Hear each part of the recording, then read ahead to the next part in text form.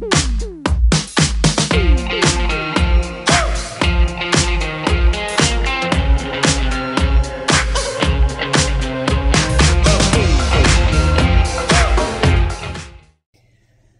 everybody. Woke up early, a lot earlier than I planned, and was sitting here having my coffee, and it dawned on me that I have not talked to you guys since the hurricane party. I have had messages, hope everything's okay, hope you're all right, you know, thinking about you, that sort of thing, and I didn't want anybody to worry. I wanted you guys to know that I am totally fine. I had prepared myself for days upon days of just perpetual rain, and nothing happened. I saw maybe 30 minutes of rain each day over the last couple of days, including today. But I figured I'd give you guys an update. So,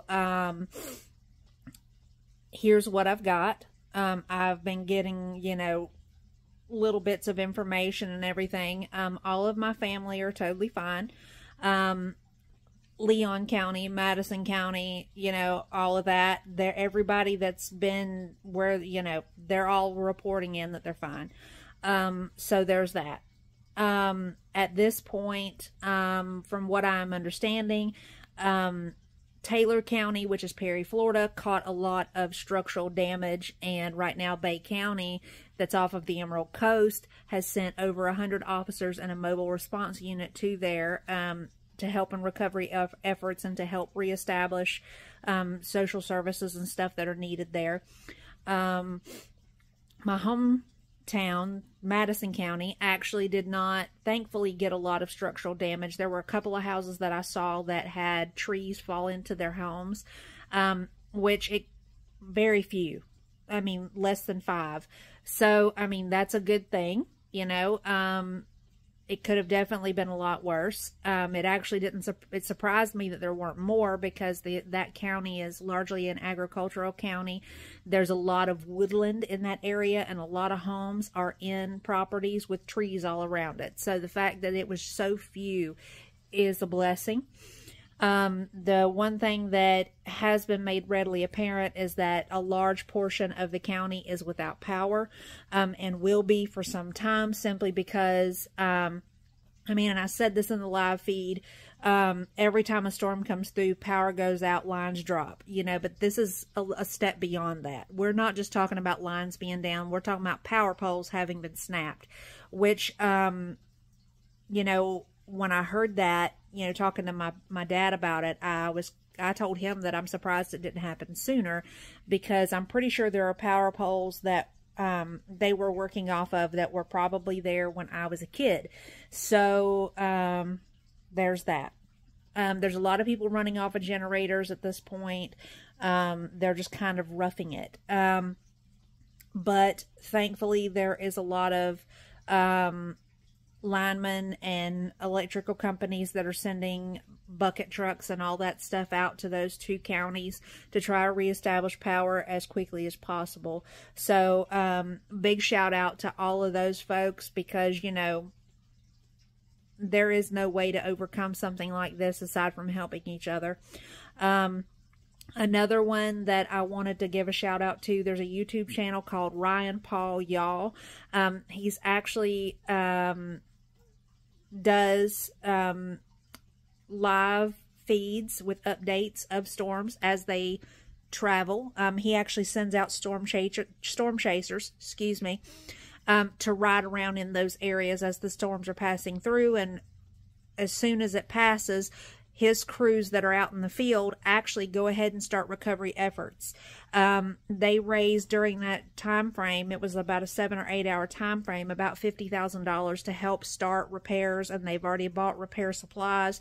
They've bought generators, they've bought food, they've bought necessities for the community, which I also contributed money to, because, I mean, I was actually going to load up and go down there, but I got told by a friend in the police department that there was really nothing that I was going to be able to do, that the community has kind of banded together with all of these people coming in from these outside counties, and they are they are making moves. They are making plays. They are doing what needs to be done. And he said, ideally, there's not really going to be anything that you're going to be able to help with.